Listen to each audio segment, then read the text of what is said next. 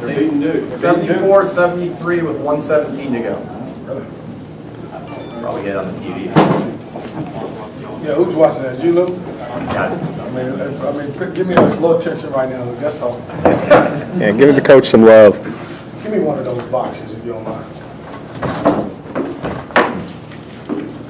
Well, guys, what a difference a month has made when you look at it. You know, when we went to Notre Dame, I thought it was our worst game of the season. Nothing went right. We didn't shoot the ball well. I thought our defense was really bad, especially our three-point defense. We didn't share the basketball, and give these guys credit. What a turnaround that we've had. We played extremely hard today on both ends of the floor. I thought our three-point field goal defense was really good in the first half, holding those guys to three-pointers, and I'm excited about this bunch. I feel like we're getting better every game, and obviously today was a special day for us. Questions? Kevin, there's a lot of ways that we can see the improvement since the first Notre Dame game in the box score or, watching the games. What has happened behind the scenes that we haven't seen to help make this progress possible? Well, I think we're believing in ourselves. We have trust in our teammates. If you look back at our games, we had 20 assists on 30 made field goals, and anytime we share the basketball, we can be a special basketball team. I said this all the time. We don't have the one guy that can go for 30 every night, so we have to play well together, and I think we're trying to figure it out. You guys had a week off after an emotional win. Some people would want to keep playing to keep the ball rolling. But what did you think about the way your team sort of handled both of those types of scenarios today? Well, it was a scary week for me because, after playing well at North Carolina, you want to continue to play. But we needed rest. So we were able to take Sunday and Monday off and then get back in the gym on Tuesday. And it certainly paid off for us. I thought we were fresher. I thought I thought our guys played with great energy. It's always, for me, these 12 and 9 o'clock games are always tough. Because certainly I think the team who plays aggressive at the beginning has the opportunity to win the games.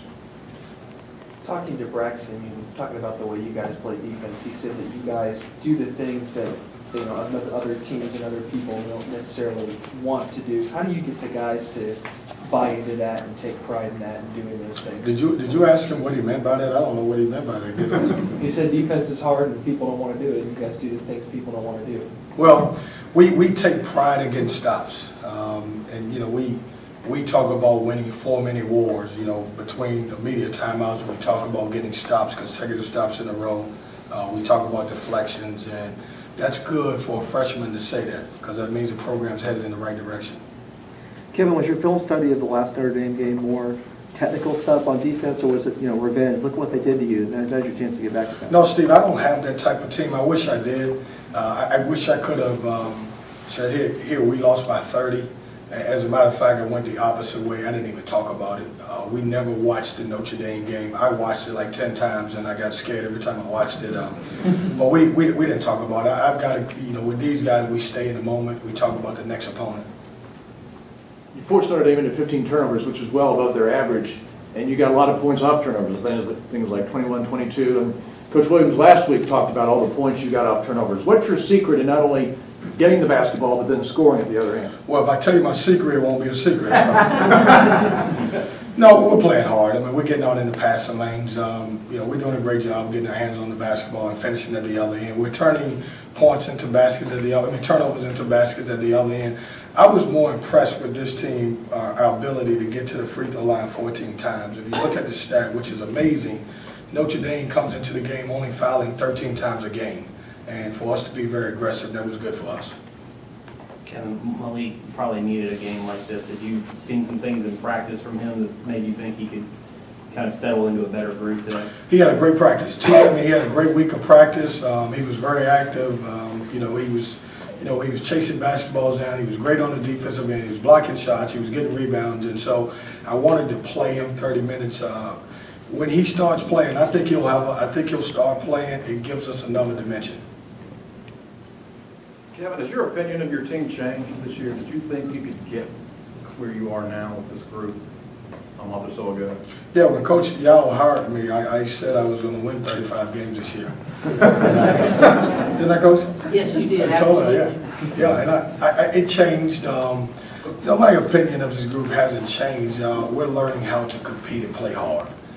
You know, we don't have a special formula. You know, our guys have gotten better because we've done a great job with individual workouts, and they're playing with a lot of confidence, but they're starting to believe in one another.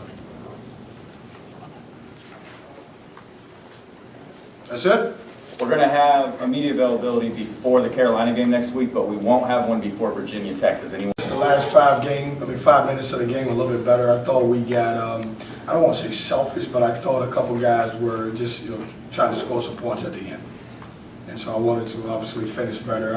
You know, I want a perfect game one day while I'm coaching, and it may be 75 years old. I'm going to get a perfect game, but I don't know when it's going to be. So, thanks, guys.